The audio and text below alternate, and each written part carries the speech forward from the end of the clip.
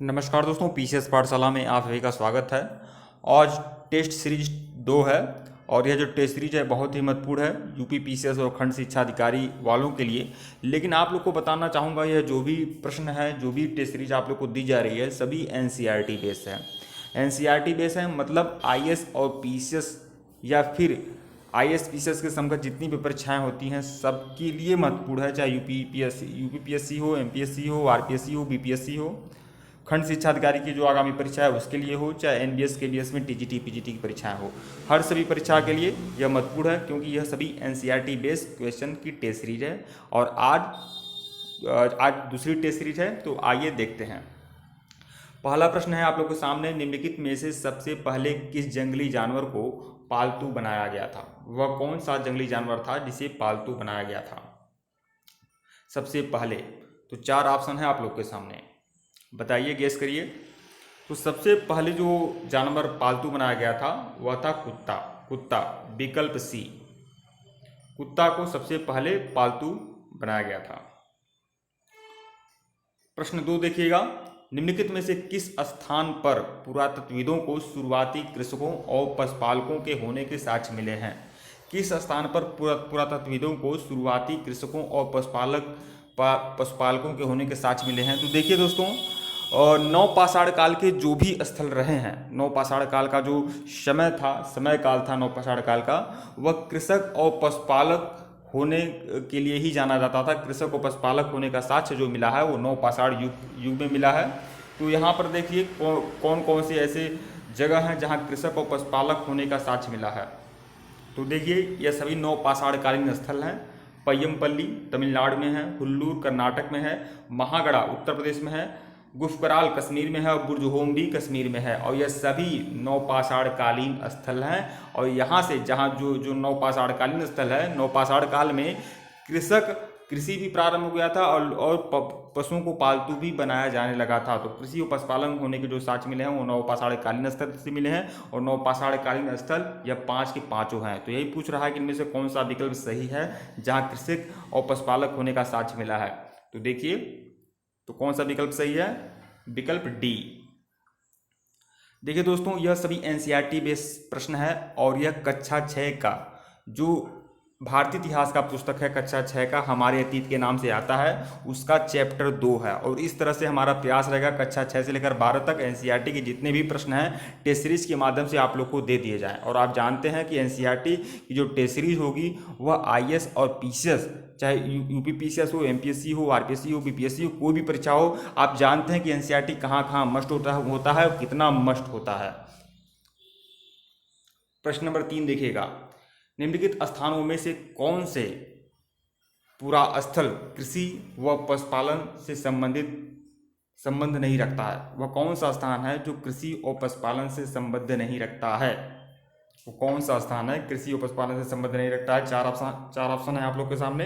तो देखिए, कृषि और पशुपालन से संबंध कौन रखते हैं? सबसे पहले आप लोग को बता दें कि कृषि और पशुपालन से संबंध रखते हैं नवपाषाणकालीन स्थल, क्योंकि नवपाषाण काल में ही कृषि का प्रारंभ हुआ था और पशुओं को पालतू भी बनाया जाने लगा था। तो किस स्थान से कृषि और पशुपालन से संबद्ध स्थान, मतलब कौन सा ऐसा स्थल है जहाँ कृषि और पशुपालन से संबंधित नहीं है? तो वह नवपाषाणकालीन स्थल नहीं होना चाहिए। तो देखिए कुरनूल जो है यह पूरा पाषाणकालीन स्थल है। कुरनूल जो है पूरा पाषाणकालीन स्थल है। कुरनूल, हुसुंगी और भीमबेटका, यह 3 के तीनों पूरा पाषाणकालीन स्थल हैं। तो यहाँ से कृषि और पशुपालन के साक्ष्य तो मिलेगा नहीं। बाकी मेहरगढ़, कोल्डिहवा, चिराद और दावजली हेडिंग, यह चारों जो है नवपाषाणकालीन स्थल हैं। तो यही पूछ रहा है कृषि और पशुपालन के साक्ष्य, कृषि और पशुपालन से संबद्ध कौन सा स्थान नहीं रखता? तो केवल विकल्प 1 कुरनूल। देखिए दोस्तों, यह जो भी प्रश्न बता रहा हूँ बहुत महत्वपूर्ण है, आप लोग इसे देखा करें और आवश्यकता पड़े तो उसे नोट कर लें। और मैं फिर बता रहा हूँ, सभी एनसीईआरटी बेस्ड प्रश्न हैं। एनसीईआरटी बहुत ही मस्त होता है। कक्षा 6 से लेकर 12 तक एनसीईआरटी की जितनी भी प्रश्न उठेंगे सारे आपको चैप्टर वाइज सारी टेस्ट सीरीज आप लोग को दे दी जाएगी। और यूपी पीसीएस और खंड शिक्षा अधिकारी के लिए बिल्कुल मस्ट होगा और आईएएस के लिए भी मस्ट होगा। आप जानते हैं कि ये एनसीईआरटी कहाँ कहाँ जरूरी होती है, वो तो आप सभी लोग जानते ही हैं। प्रश्न नंबर 4 देखिए, गुणवत्ता देखिए प्रश्न का पहला चौथा प्रश्न देखिएगा, पुरातत्वविदों को कुछ पुरास्थलों पर झोपड़ियों और घरों के निशान मिले हैं। बुर्जहोम पुरास्थल से प्राप्त ऐसे साक्ष्यों के संदर्भ में निम्नलिखित कथनों पर विचार करिए।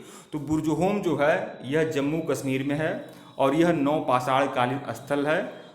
यहाँ झोपड़ी और घरों के निशान मिले हैं, झोपड़ी और घरों के निशान मिले हैं। बुर्जहोम कश्मीर में है, नवपाषाण कालीन स्थल है, यहाँ झोपड़ी और घरों के अवशेष मिले हैं पुरातत्वविदों को। तो इसके बारे में विचार करना है। तो देखिए पहला देखिए, यहाँ के लोग गड्ढे के नीचे घर बनाते थे, इन घरों को गर्तावास कहा जाता है। तो देखिए दोस्तों, आज भी आप लोग गर्तावास देखते होंगे, जो एकदम नीचे जो घर बनाए जाते हैं, मतलब कई मंजिलें रहते हैं लेकिन ज़मीन के नीचे भी एक मंजिल रहता है। तो उसी तरह समझिए उस समय भी गर्तावास था, और मतलब कि जो बुर्जहोम नामक नवपाषाण कालीन स्थल है वहाँ गर्तावास का साक्ष्य मिला था। यहाँ के लोग गड्ढे के नीचे घर बनाते थे और इन घरों को गर्तावास कहा जाता है। यह तो सही है। दूसरा देखिएगा, यहाँ से झोपड़ियों के अंदर और बाहर दोनों स्थान पर आग जलाने की जगह मिली थी। मतलब घर जो ज़मीन के अंदर गर्तावास था वहाँ पर भी लोग रहते थे और भोजन बनाते थे, और आवश्यकता पड़ने पर वह बाहर भी निकलते थे, जहाँ झोपड़ी होती थी वहाँ भी भोजन बनाते थे। तो आग जलाने की जगह मिले हैं, यह भी सही है। तो यही पूछ रहा है उपयुक्त कथनों में से कौन सा कथन सही है। तो दोनों बातें सही हैं, दोनों बातें 1 और 2 दोनों सही है। तो सी 1 और 2 दोनों, विकल्प सी। प्रश्न नंबर 5 देखिएगा, नवपाषाण युग के संदर्भ में निम्नलिखित कथनों में से कौन सा कथन सही नहीं है। नवपाषाण युग के संदर्भ में निम्नलिखित में से कौन सा कथन सही नहीं है, यह बताना कौन सा कथन सही नहीं है। तो इस काल में पूरा पाषाणिक औजारों का प्रयोग और निर्माण पूर्णतः बंद हो गया था। देखिए नवपाषाण युग के बारे में बोल रहा है कि इस काल में पूरा पाषाणिक औजार का प्रयोग पूर्णतः बंद हो गया था। तो देखिए जो पाषाण काल है उसे 3 भागों में बांटते हैं। 20 लाख वर्ष पूर्व से लेकर 12,000 वर्ष पूर्व तक पूरा पाषाण काल, उसके बाद 12,000 वर्ष पूर्व से लेकर 10,000 वर्ष पूर्व तक मध्य पाषाण काल, और 10,000 वर्ष पूर्व से लेकर कुछ समय तक 8,000 तक समझिए नवपाषाण काल। तो यही पूछ रहा है कि नवपाषाण युग के संदर्भ में निम्नलिखित में से कौन सा कथन सही नहीं है। तो यही दिखाना है कि इस काल में पूरा पाषाणिक औजारों का प्रयोग और निर्माण पूर्णतः बंद हो गया था। यह सही नहीं है, क्योंकि नवपाषाण काल में भी पूरा पाषाण काल के औजार उपयोग में लाए जाते थे, लेकिन उनकी जो संख्या थी वह कम थी, वह कम उपयोग में लाए जाते थे। हाँ, उनकी गुणवत्ता में परिवर्तन हुआ था। और जो औजार बनाए जाने लगे थे नवपाषाण काल में, जो पत्थर के औजार होते थे उस पर पालिश हुआ करता था, उस पर चमकदार पालिश हुआ करता था। तो यह कथन गलत है कि निर्माण और प्रयोग पूर्णतः बंद हो गए थे पूरा पाषाण काल के औजार के नवपाषाण काल में। तो ये ऑप्शन जो है गलत है। बी देखिएगा, इस काल के औजार की धार को अधिक पैना करने के लिए उन पर पालिश चढ़ाई जाती थी। तो यह सही है, बी। सी देखिएगा, इस युग में वनस्पतियों व अन्य चीज़ों को पीसने के लिए ओखली व मूसल का प्रयोग होने लगा था। आज भी आप ओखल और मूसल देखे होंगे, पत्थर के ओखल मूसल होते हैं जिसमें अनाजों को पीसा जाता है। तो उस समय नवपाषाण काल में ओखल और मूसल का आविष्कार हुआ था। उसमें ओखल और मूसल भी जो पत्थर के होते थे उपयोग में लाए जाते थे। और जो औजार होते थे पूरा पाषाण काल में, जो औजार होते थे सिर्फ पत्थर के होते थे, लेकिन नवपाषाण काल में उन पत्थर के औजारों पर पालिश लगाया जाने लगा था, और जो औजार थे उन्हें नुकीला किया गया था। डी देखिएगा, इस युग में मिट्टी के बर्तनों पर अलंकरण आरंभ हो गया था। तो नवपाषाण काल में मिट्टी के बर्तन बनाए जाने लगे थे और उन पर अलंकरण प्रारंभ हो गया था, मतलब उनको रंगा जाता था। तो बी सी डी सही है, केवल ए ऑप्शन गलत है कि औजारों का प्रयोग और निर्माण पूर्णतः बंद हो गया था। प्रश्न 6 देखिएगा, कथन ए और कारण आर, नवपाषाण काल के लोग कपड़े बुनने लगे थे। हाँ देखिए, नवपाषाण काल में कृषि होता था और पशुपालन भी होने लगा था। तो जब कृषि होने लगा था तो कपास भी उगाया जाने लगा। कपास की खेती भी नवपाषाण युग में होने लगी थी और उस कपास से लोग वस्त्र भी बुनने लगे थे। तो देखिए नवपाषाण काल के लोग कपड़े बुनने लगे थे, यह सही है। कारण नवपाषाण काल में कपास उपजाया जाने लगा था। तो दोनों सही है। नवपाषाण काल में कृषि, आप जानते हैं कृषि और पशुपालन के जो साक्ष्य मिले हैं वो नवपाषाण काल में मिले हैं। कृषि शुरू हो गया था, पशुओं को पालतू बनाया जाने लगा था। तो जब कृषि शुरू हो गया था तो कपास की खेती होती थी जिससे कपड़े बनते हैं, और नवपाषाण काल में कपास भी उपजाया जाने लगा था। तो कथन और कारण दोनों सही है, और कारण या ए और आर दोनों सही है, और आर ए का सही स्पष्टीकरण है। विकल्प ए। प्रश्न 7 देखिएगा, मेहरगढ़ निम्नलिखित में से किस दर्रे के निकट स्थित है? मेहरगढ़ जो है यह एक नवपाषाण कालीन स्थल है मेहरगढ़, और मेहरगढ़ जो है इस समय आधुनिक पाकिस्तान में स्थित है। तो मेहरगढ़ निम्नलिखित में से किस दर्रे के निकट है? मेहरगढ़ बोलन दर्रा, गोमल दर्रा, खैबर दर्रा और काराकोरम दर्रा। तो मेहरगढ़ जो है यह बोलन दर्रे के निकट है, बोलन दर्रे के निकट है। विकल्प ए। प्रश्न 8 देखिएगा, मेहरगढ़ से प्राप्त कब्रों में मृतक के साथ कुछ सामान भी रखा गया था। तो देखिए मेहरगढ़ की अपनी विशेषता है। सुलेमान और कृथर पहाड़ी के बीच में मेहरगढ़ है, और यह मेहरगढ़ जो है बोलन दर्रे के निकट है। बोलन दर्रा जो है ईरान और पाकिस्तान की सीमा पर पड़ता है इस समय। तो देखिए मेहरगढ़ से प्राप्त कब्रों में मृतक के साथ कुछ सामान भी रखा गया था। तो मेहरगढ़ से बहुत सारे साक्ष्य मिले हैं, वहाँ पर घर का भी साक्ष्य मिला हुआ है, और मेहरगढ़ में एक मृतक को दफनाया गया है, और उसके साथ बकरी को भी दफनाया गया है। ऐसा माना गया है कि वह मृतक के परलोक में मृतक को खाने के लिए बकरी रखा गया है। तो मेहरगढ़ से प्राप्त कब्रों में मृतक के साथ कुछ सामान भी रखा जाता था, यह सही है। कारण देखिए आर, मेहरगढ़ के लोगों का मानना था कि मृत्यु के बाद भी जीवन होता है। तो ए और आर दोनों सही है, और आर ए का सही स्पष्टीकरण है, मतलब विकल्प ए। प्रश्न 9 देखिएगा, मेहरगढ़ से प्राप्त एक कब्र में निम्नलिखित में से किस पालतू मृतक के साथ दफनाया गया है? किस पालतू को मृतक के साथ दफनाया गया है?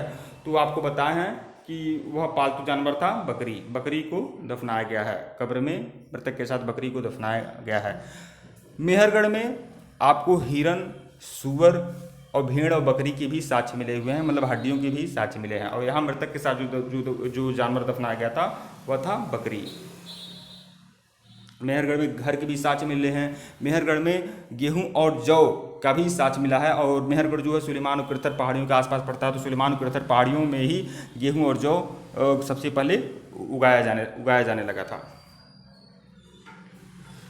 प्रश्न 10 देखिएगा, निम्नलिखित पुरा स्थलों में से कौन सा एक ब्रह्मपुत्र की घाटी की एक पहाड़ी पर स्थित है? कौन सा पुरा स्थल ब्रह्मपुत्र की घाटी की पहाड़ी पर स्थित है? तो देखिए मेहरगढ़ तो नवपाषाणकालीन स्थल है, और यह ब्रह्मपुत्र की घाटी में स्थित नहीं है। हुल्लूर कर्नाटक में है, यह भी नवपाषाणकालीन है। गुफकराल कश्मीर में है, यह भी नवपाषाणकालीन स्थल है। देखिए दाउजली हेडिंग जो है नवपाषाणकालीन, यह चार के चारों नवपाषाणकालीन स्थल है, लेकिन दाउजली हेडिंग जो है यही ब्रह्मपुत्र की घाटी की पहाड़ी पर स्थित है। दाउजली हेडिंग असम में पड़ता है, ब्रह्मपुत्र की घाटी की पहाड़ी पर स्थित है। यहाँ पर चावल की खेती के साक्ष्य मिले हैं दाउजली हेडिंग में। दाउजली हेडिंग और गारो, दाउजली हेडिंग और यहाँ पर बिंद की पहाड़ी पर चावल के खेती के साक्ष्य मिले हुए हैं। दाउजली हेडिंग बोलिए या गारो पहाड़ी बोलिए, तो दाउजली हेडिंग और बिंद पहाड़ी पर चावल के खेती के साक्ष्य मिले हुए हैं। तो विकल्प डी। वीडियो को लाइक करिएगा दोस्तों, और शेयर भी करिएगा वीडियो को।